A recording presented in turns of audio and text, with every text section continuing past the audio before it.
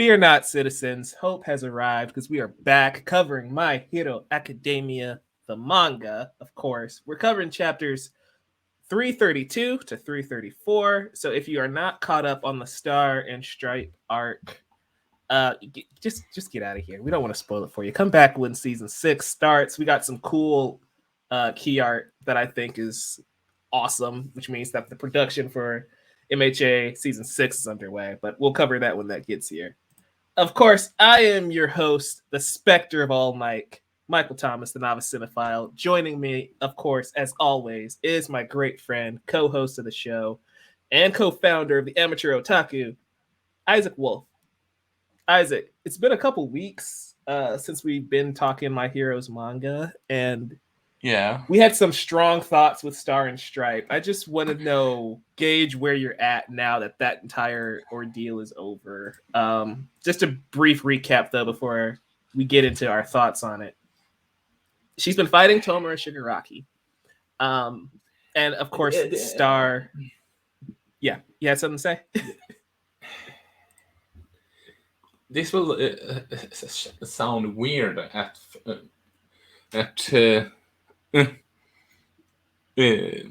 context, but before spoiling it and all, but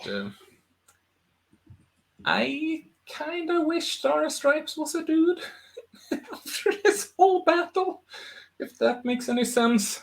Is it because we killed and or maimed another female hero? Yes. Yeah, so you and Leo was hoping for the best. Leo's not here with us today, by the way, guys. He'll be back hopefully for next episode. You and Leo were being optimistic, hoping for the best. I'm like, this dude's gonna kill another female character, isn't he? He's a madman, a psychopath, that Kohei Horikoshi. Happy birthday, by the way, sir. He had a birthday this past weekend. We love your work. I just don't like this last few chapters.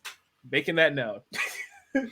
I mean, the whole choreography or something like that, it was nice and all. What do you think we just breezed them through as one specific chapter, considering it's just one fight? Yeah, so usually we break this down chapter by chapter. Even if we are catching up, we have the conversations dictated chapter by chapter.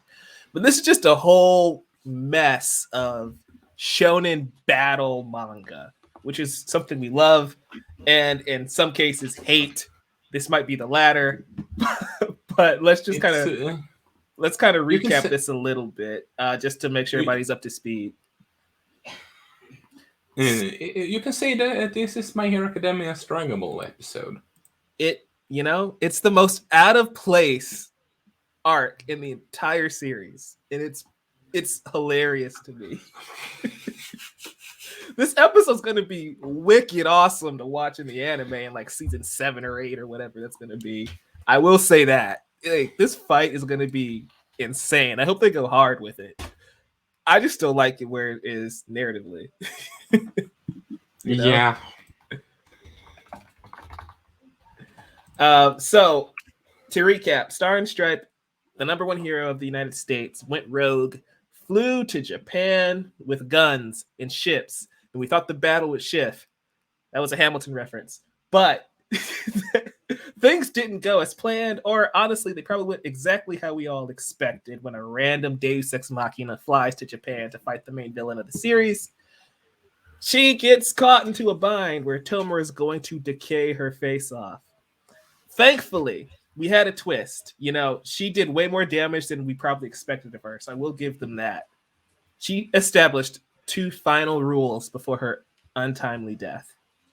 The first rule was her body will not decay.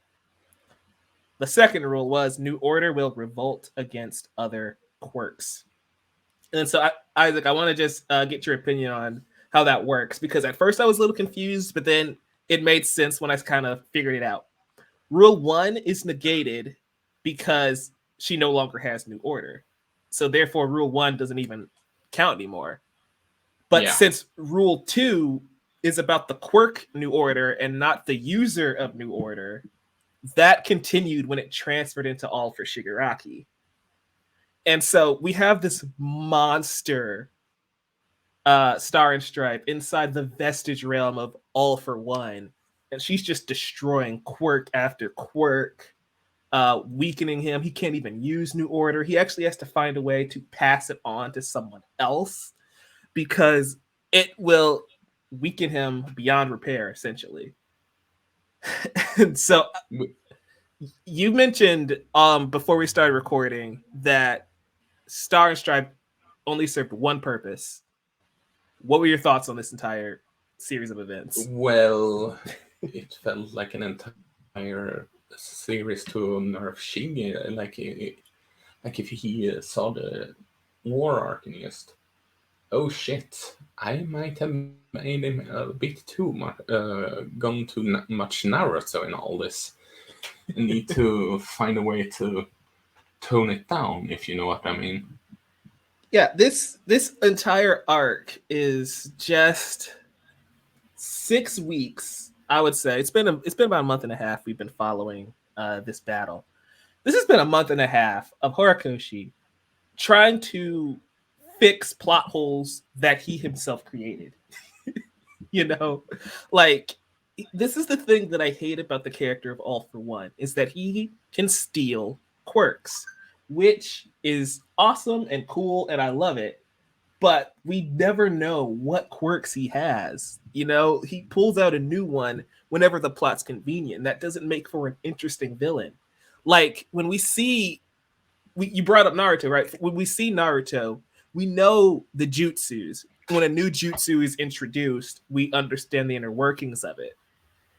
The problem is that since we don't know All for One's powers, Star and Stripe destroying quirks is actually a really cool way to kind of nerf him, but we don't even know what quirks she destroyed. Did she destroy regeneration?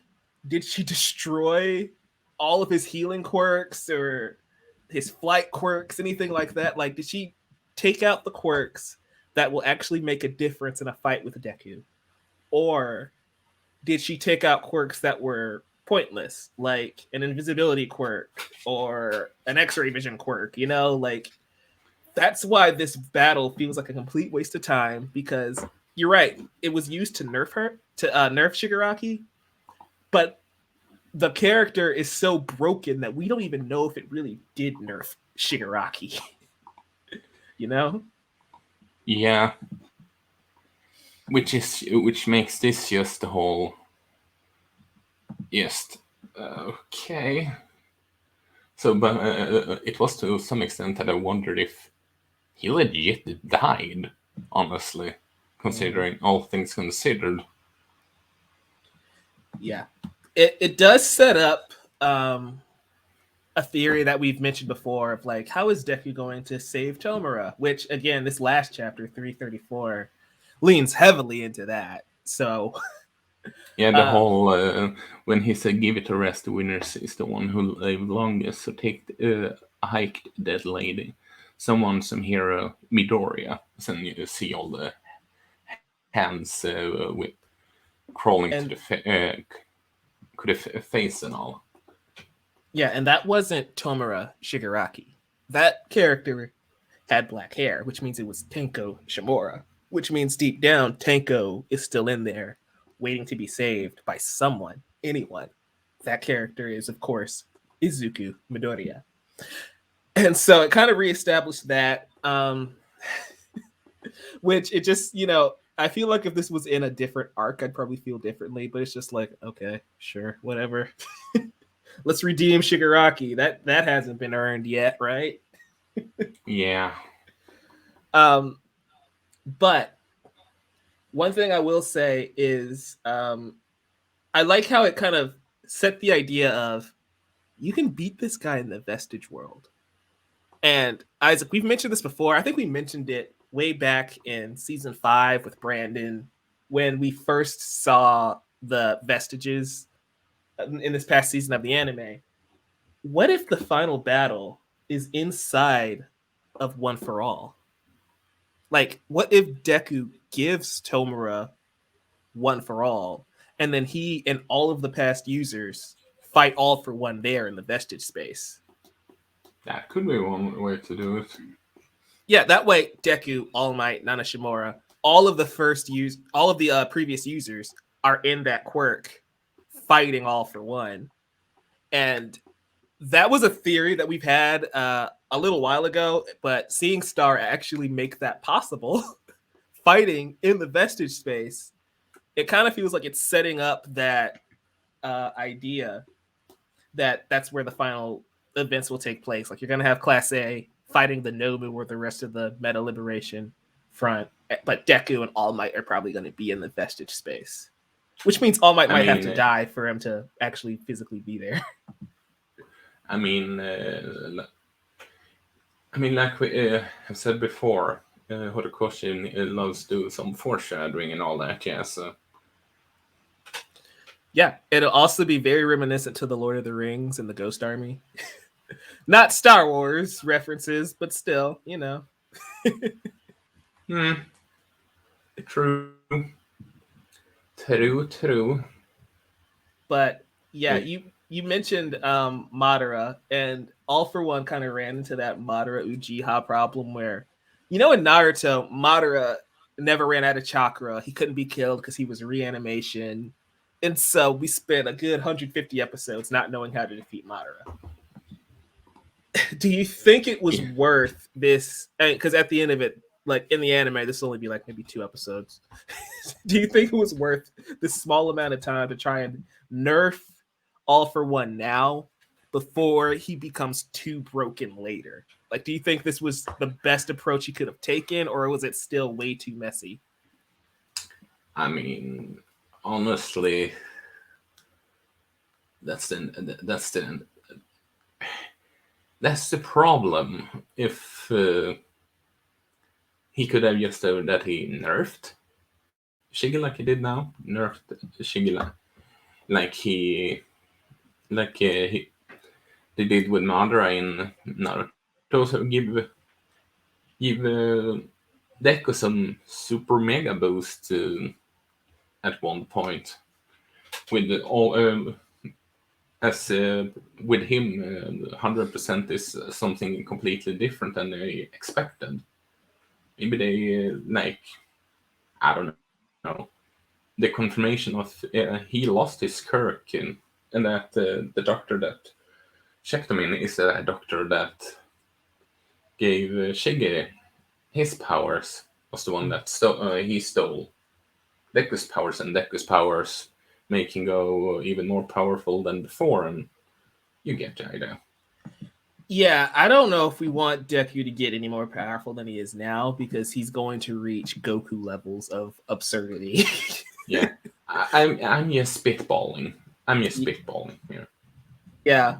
The only reason I say that is because we see how powerful he is with One for All when he goes at 100%. We've seen that in the last 2 movies. We saw that when he had to fight Overhaul. But now you throw it on top of that Fa Jin, his booster quirk, and it's just like, oh my gosh, he's broken. And the fact that he's still, even in that state, isn't strong enough to beat Shigaraki is ridiculous, honestly. Yeah. But yeah, I feel like Star is just, because you mentioned Dragon Ball earlier, I feel like Star, her quirk is so absurd. It doesn't fit anybody else's quirk in the entire series. She was literally made for this moment, for this point in the story, and she couldn't progress further because she's too broken. And I think that's the frustrating part. That's the blessing and curse of Horikoshi's writing, is that he's so good at creating characters that you have characters like Mirko, Lady Nagant, Star and Stripe, characters that only show up for like 2 or 3 chapters, but they're iconic because he's such a good writer. But he's not great with the narrative aspect, and so they end up dying or being put down because they're too strong. Like Mirko is the strongest one-on-one fighter in the entire series. Like, no joking. She defeated like maybe 20, 30 Nomu by herself. Yeah, maybe, hey, let's put it this way at least. Lady Nagant, they did say off screen that she was alive, so Oh yeah, Lady Nagant and Mirko is still alive, but it's just like, it's So it could so they could at least return in some aspect. This, yeah, however, will be a little bit problematic. Impossible, if that's the right word. for sure. I get you. Um, it we need to just cover a little bit of this last chapter, this latest chapter, because All Might is saying that Shigaraki is going to be ready in a week. I'm kind of tired of all these countdowns and changing the Same. dates. It was a month, it was a week, it was a day, it's a week again. It's frustrating. Which But begs the question: are we extremely close to the end or not?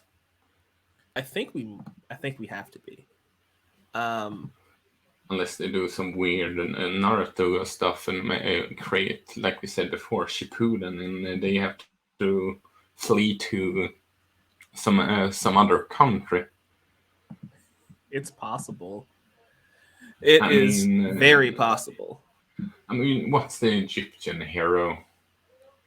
What's that person's name again?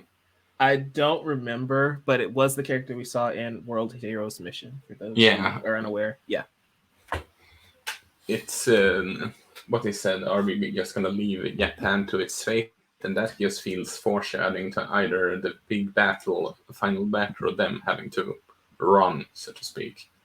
yeah. In my notes here, I wrote My Hero Academia No Man's Land.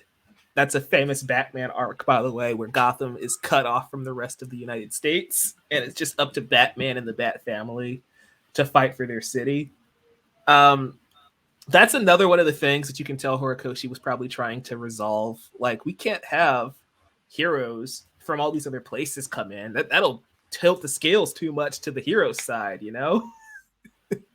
Yeah, So that's another kind of see, they're backing out, even though ideally they all should be rushing to Japan to fight this thing, because if he's weakened now is their chance to strike. yeah, exactly. So that's another thing Which where it's is just like, ugh. which it makes it just why even bother. So to which also begs the next, why even nerf him then? Because if you have the entire world against him, even he shouldn't have to be able to win against those, because he isn't Madara, even with the powers he had before. He had Fighting. regeneration, and I think Yeah. that like he took like 5 nukes to the face and he survived. But he said that he did that because he, what was it, burned himself to the ground or something. Right. But that's the thing. It's like, are there heroes that will be able to pack a punch even close to that? Because again, if we're going off of, if we're ignoring the absurdity of Star and Stripe, the most powerful hero we've seen, pro hero, not counting Deku, is Endeavor. And come on. Endeavor won't stand a chance. I really thought it would have been interesting if All For One had to give up the quirk, because you saw he did try and pass to somebody. It would have been crazy if he gave it to Endeavor and Endeavor had New Order. That would have been fun to see. Yeah, it would be interesting, that's for certain.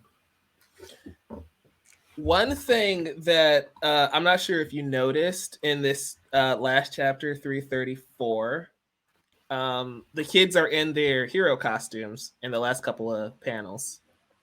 Bakugo's in his winter suit, even though it's not winter, probably because his regular suit got destroyed. Deku is in the suit he wore during the USJ attack at the beginning of the series, because his suit is also destroyed. So yeah, I'm thinking, obviously. Yeah, I mean, you saw what it looked like. It's ruined. I think we're getting suit upgrades, and the reason I'm bringing that up is because, like how there was art by Horikoshi with Deku with Gran Torino's cape from a few years ago, I have another color page that he did like last year that I think is just going to be the kids' new costumes. So of course you have. Of course you have. I'm going to share this on screen. I think this is what they're wearing. Of course you have. Of course you have. So you see all of the grenades over here on Bakugo. He's got grenades everywhere, which will make his firepower 1,000 times stronger. You also see Deku's reinforced at all of the joints here. He's even got more. Like this is pretty much battle armor. This isn't fabric really. Ida's the same. Kirishima's got more armor. Shoto has more armor. Yaoyorozu actually looks better, 1,000 times better. And whatever's going on with Uraraka's spacesuit, I'm digging. So I think this is probably what they're going to look like in a couple chapters. Probably. And now that I look at that that picture, that reminds me. Do we still think that Miss Vampire over here might turn side due to all the circumstances? Well, if we're putting any stock into this photo, you see how she's facing the camera with the heroes, and Shigaraki's not. So possibly, I'm not sure. Like I wouldn't be surprised if Toga and Spinner change sides. Because hear me out, Spinner is loyal to Tomura Shigaraki and the hero killer Stain. Stain is clearly helping All Might. Shigaraki is in trouble. He needs to be saved from All for One. Spinner and Toga might change sides just to make sure All for One doesn't consume Shigaraki. Yeah. So I'm not saying they're going to go hero or anything, but it's like you said before, the enemy of my enemy. Yeah, it's my friend. Yeah, exactly. But yeah, this is just me going back into the past, pulling up cool fan art, or not fan art, cool supplemental art by Horikoshi, seeing if we can get a jump on their new costumes. Because I kind of did it after Deku got the cape, but like, come on. They look too cool here. They're totally gonna look like this by series end. And I mean, it's also a perfect material for new merchandise. You know that Shonen Jump loves those. Heck yeah! Like this Bakugo figure, I love it. I love it. Okay, we're gonna close that. We're back. Okay, that's taken down. But yeah, I just thought it was interesting that Deku's in his original costume from season 1 when All Might fought the Nomu. It's also heartbreaking that All Might says he wishes he could have met Star and Stripe, because we wish that as well. Yeah. But, you know, I did not enjoy this stretch of chapters at all. Even though it will probably look insane in the anime, I guess. That's the thing that I'm learning, because, you know, this is really my first manga series. It's paced way slower than the anime, but then the anime takes 3 or 4 chapters and makes an episode out of it. So it's like, the Star and Stripe stuff was really painful. Anime onlys, when they get to that point, it's probably going to be a really cool episode, even though it still has things we didn't like in it. Like, we can appreciate the artwork Horikoshi did, but like that fight scene was just really muddled, because we see a giant star with a lightsaber, and then Shigaraki's jumping through explosions, and it'll look great animated. It was not, breathtaking by any stretch in the manga. But yeah. I'm glad we are past the Star and Stripe arc. I can't wait to follow up with Deku, because he's had 2 nights sleep. Thank God. Yeah. Thank God for that. And I do wonder. I don't know. I can't remember if we mentioned that in the episode or not, but I wonder how many chapters we have left. Well, I'm serious. I get it, because All Might gives Deku, the iconic use this time to your advantage, which means we probably have one more training arc before all hell breaks loose. So what you're saying is that you're gonna have a training. This is gonna be My Hero Academia has now ended, and now they're going to My Hero Academia Shippuden, and it's gonna be 3 years worth of stuff. I mean, it's well within the realm of possibility. I feel that I'm going to start ignoring the dates because they clearly don't matter, but they have like a week's time, and we've seen My Hero Academia's timeline moves as slow as molasses. So I feel like we can get another 20 chapters within this week time frame. By the time Shigaraki is ready is when I feel the series is going to be over. Like when Aang fights the Fire Lord the day of the comet, even though he should have fought him before the comet.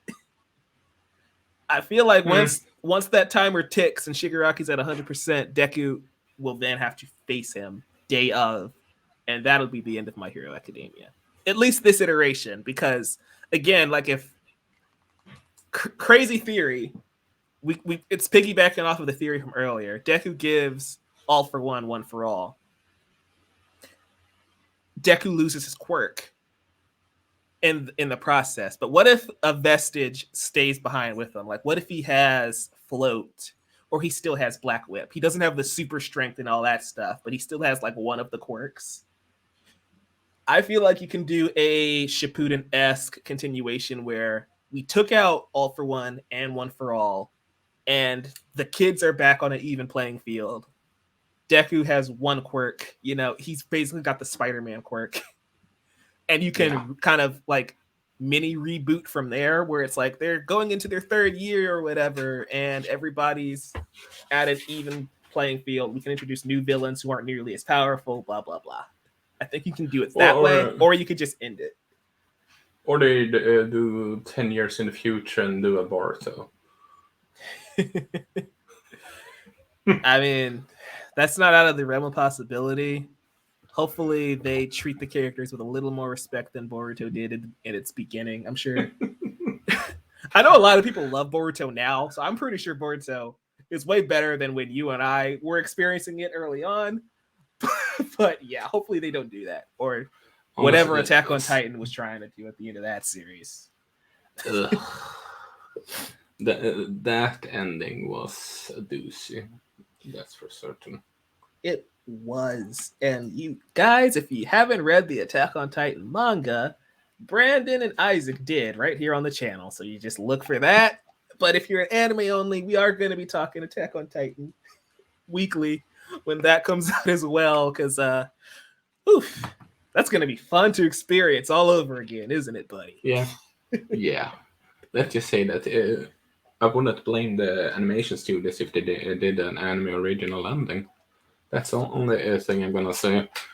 Slideshows like The Promised Neverland. Fuck that season.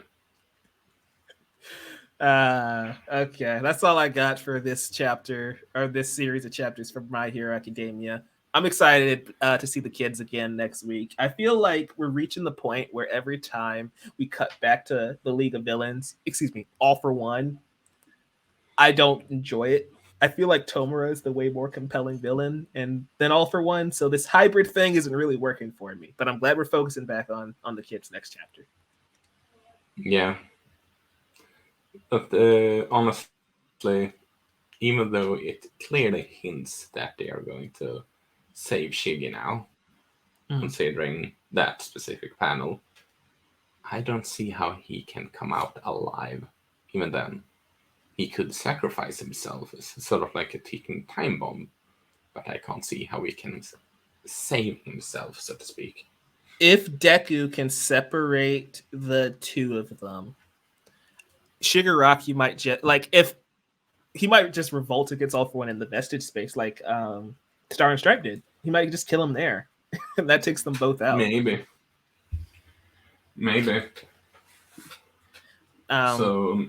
Yeah. Maybe they're doing so that they take him out in the best space, and like you said, in that space, and so well, he literally kills his demons from the inside while saving the. I wouldn't Yeah, say shell, but you get what I mean.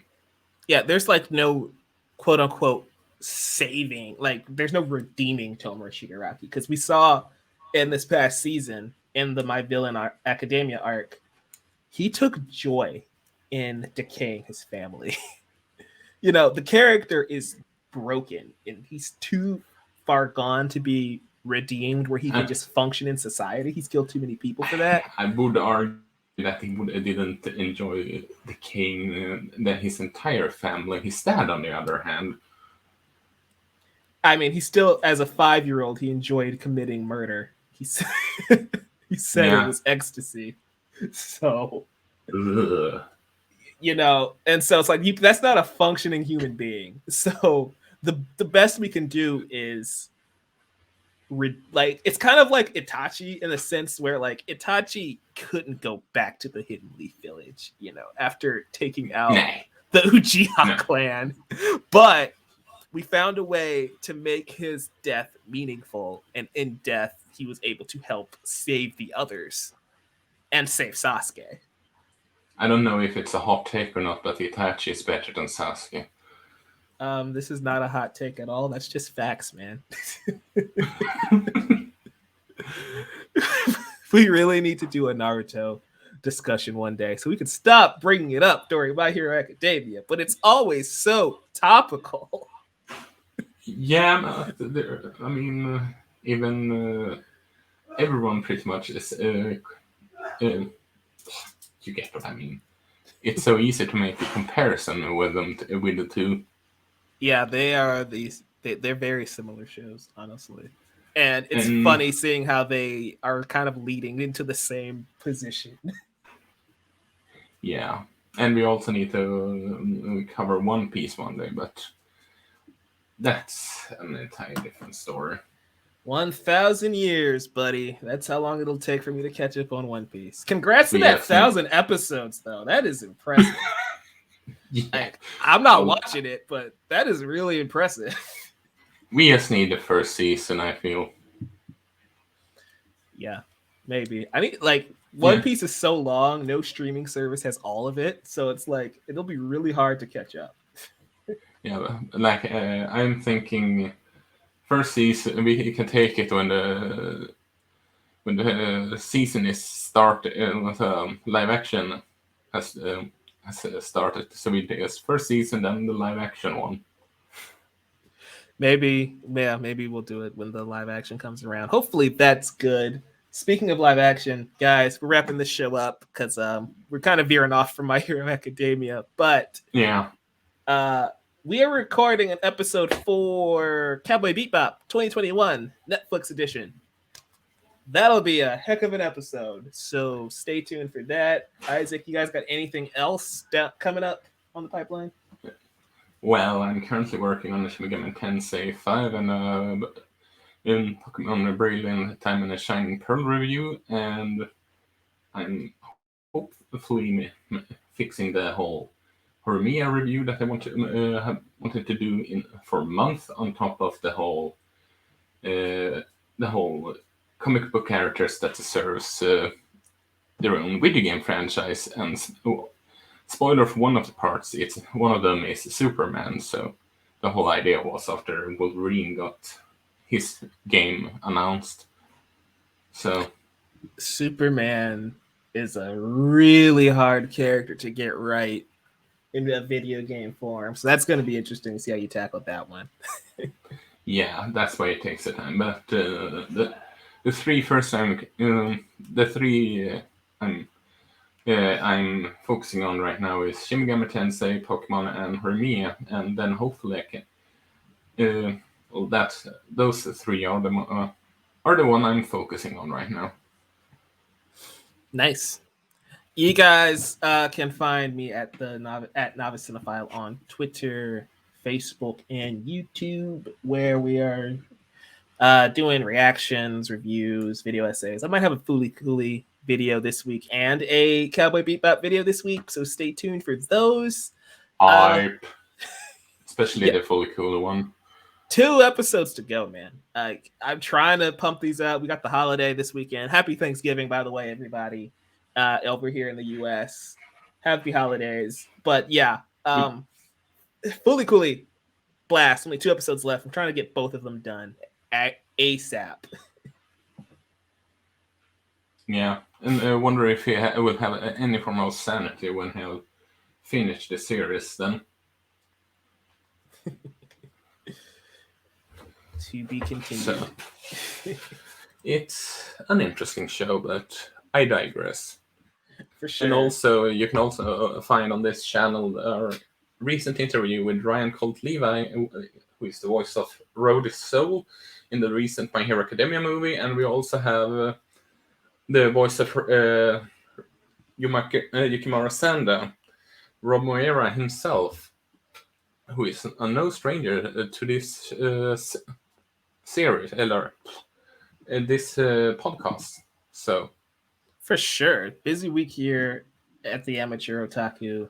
Great interviews, great conversations. That's what we love doing here, talking anime with those who work in the industry, those who are fans of the industry, those who are experts, manga, source material, all that stuff is just here for you guys with the Amateur Otaku podcast. If you enjoyed this podcast, subscribe, leave a like, share it with your friends. We are everywhere you enjoy your podcast. You can also follow us on Twitter at Amateur Otaku Pod, and follow our regular guest and host Leo_Rydell over at Geekly Goods, and Brandon the Scarlet Fan 52.